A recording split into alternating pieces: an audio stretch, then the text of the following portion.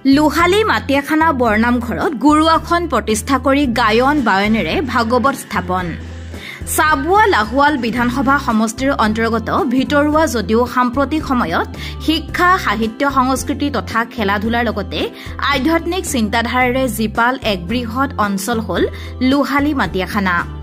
উল্লেখযোগ্য যে বিগত 1875 চনতে এই অঞ্চলৰ কিছুসংখ্যক ভক্তপ্ৰাণ ব্যক্তিৰ আশাসুধীয়া প্ৰচেষ্টাৰ ফলত প্ৰতিষ্ঠা লাভ কৰা লোহালী মাটিয়াখানা বৰনামঘৰটি আজিৰ দিনত এই অঞ্চলৰ এটি অন্যতম নামঘৰ।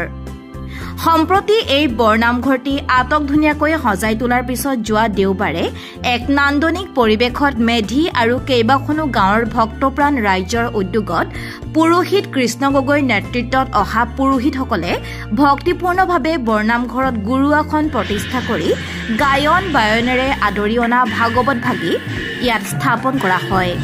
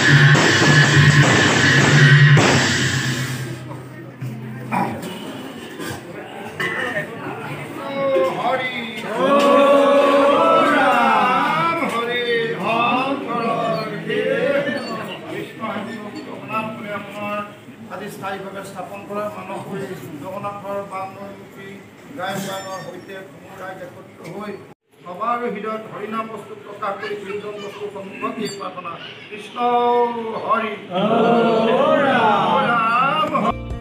ইয়াৰ পিছতে সকলো ভক্তপ্ৰাণ পুৰুষ মহিলাই পৰম্পৰাগত বিধি অনুসৰি নাম প্ৰসংগ কৰি মাহ প্ৰসাদ গ্ৰহণ কৰে। এই সন্দৰ্ভত মেধি নীলাম্বৰ গগৈ আৰু ৰঞ্জিত চেতিয়াই সকলোকে ধন্যবাদ জ্ঞাপন কৰি এনেদৰে কয়।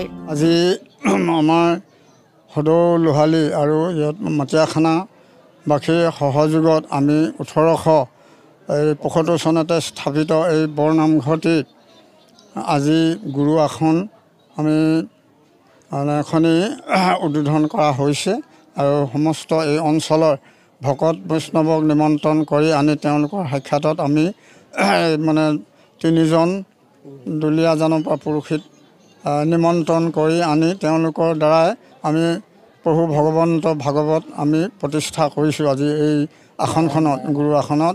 আৰু লগতে আমি আমাৰ পৰম্পৰা গায়ন বায়নৰ সৈতে আমাৰ এই মানে লোহালী গাঁৱত আজি এই লোহালী বৰনামঘৰত আমাৰ এই ভাগৱত প্ৰতিষ্ঠা কৰা হ'ল।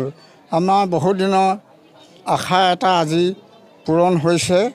আমি সকলো ৰাইজে যিখিনি সহযোগ কৰি আজি এই স্থানত উপনীত কৰালেহি তাৰ বাবে মই জয়তে আমাৰ এই সকলো গাঁওবাসীক ধন্যবাদ জনাইছোঁ। লগতে আমাৰ গাঁৱৰ যিখিনি ভকত বৈষ্ণৱে সহযোগ কৰি আজি নিমন্ত্ৰিত কৰি অনা ভকতসকলক যাতে মানে উচিতভাৱে আদৰ সম্বৰ্ধনা কৰি চাহপান আপ্যায়ন কৰি তেওঁলোকক সন্তুষ্ট কৰে তাৰ বাবে আমাৰ সকলো ভকতবৃন্দক গাঁৱৰ ভকতবৃন্দক আমি অনুৰোধ জনাইছোঁ। আৰু লগতে মহিলাসকলক শৃংখলাবদ্ধভাৱে সকলোকে আপ্যায়ন কৰিবলৈ মই আজি এই বৰনামঘৰৰ মেধি হিচাপে অনুৰোধ জনাইছোঁ যাতে এই বাৰ্তাটি সকলো অঞ্চলৰ ৰাইজলৈ যায় আৰু সকলো অঞ্চলৰ নামঘৰবিলাকত এনেকৈ মানে ভাগৱত প্ৰতিষ্ঠা আসন গুৰু আসন প্ৰতিষ্ঠা হয় তাৰ বাবে কামনা কৰি সকলো লোকে ধন্যবাদ জনাই আজি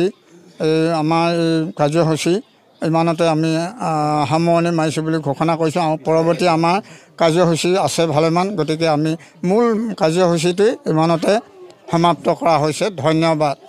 কৃষ্ণ জয় জয়তে সদৌ লোহালী মাটিয়াখানা বৰনামঘৰৰ আজি সিংহাসন প্ৰতিষ্ঠা কৰা আৰু ইয়াত অংশগ্ৰহণ কৰা বিভিন্ন প্ৰান্তৰ পৰা অহা আমাৰ ভকতবৃন্দকে কেন্দ্ৰ কৰি সাংবাদিক বন্ধুসকল, আজি আমাৰ অতি পিছপৰা অঞ্চলটিত এই নামঘৰত প্ৰায় 100 বছৰ অতিক্ৰম কৰা এটি পুৰণি নামঘৰ।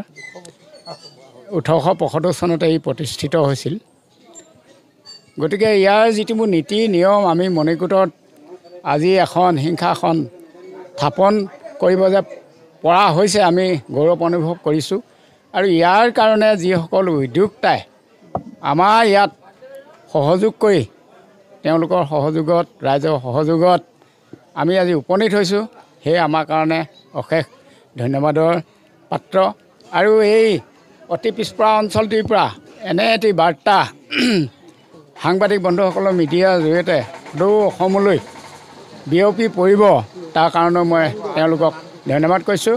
আৰু আমাৰ এই আসনখনি প্ৰতিস্থাপন কৰিবৰ কাৰণে আমি সদৌ দুলীয়াজানৰ দুলীয়া গাঁৱৰ হৰিকৃষ্ণ গগৈ আৰু তেওঁৰ লগতে অহা পুৰোহিত 3 গৰাকীক তেওঁলোকে যি নীতি নিয়মেৰে আমাক আদৰ্শ দেখুৱাই গৈছে আৰু অক্ষয় বন্তি গজি যি ধৰণে তেওঁলোকে নিৰ্দেশনা দিছে, সেইমতে আমাৰ ভকত বৈষ্ণৱ আৰু মেধিসকলে তেওঁলোকৰ পৰা আমি যিখিনি তেওঁলোকে আমাক বাক্য বচন কৰিছে, সেইমতে আমি পৰৱৰ্তী কাৰ্যসূচী চলাই নিবলৈ আৰু ভৱিষ্যত যিসকল পুৰুষ আহিছে তেওঁলোককো আমি এই সুপথটি দেখুৱাই নিম বুলি আশা কৰি মোৰ মন্তব্য ইমানতে সামৰণি ল'ব। ধন্যবাদ।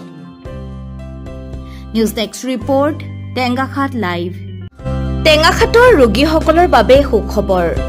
টেঙাখাতৰ এখন উন্নতমানৰ ঔষধালয়, নাম টেঙাখাত মেডিকছ।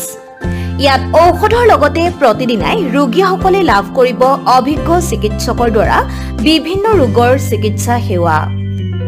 জেনেৰেল মেডিচিনৰ ডাক্তৰ সৌৰভ দত্ত প্ৰতি সোমবাৰ, মঙ্গলবাৰ আৰু বুধবাৰে পুৱা 10 বজাৰ পৰা আবেলি 3 বজালৈ ৰোগীক পৰীক্ষা কৰিব।